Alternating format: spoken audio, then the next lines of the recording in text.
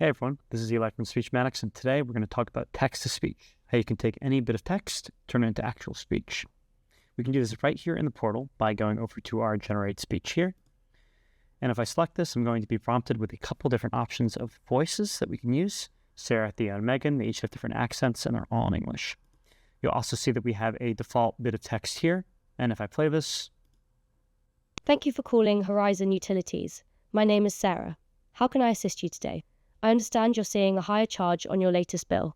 I've requested a meter read, applied a credit of $25, and your next bill should reflect the corrected usage. Have a fabulous day.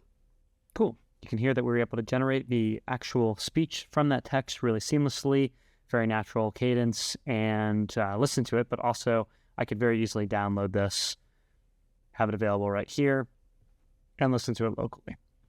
You'll see as well that I could, change the voice here to something like Theo, and then maybe say, "Hi, my name is Theo. Nice to meet you." Hi, my name is Theo. Nice to meet you.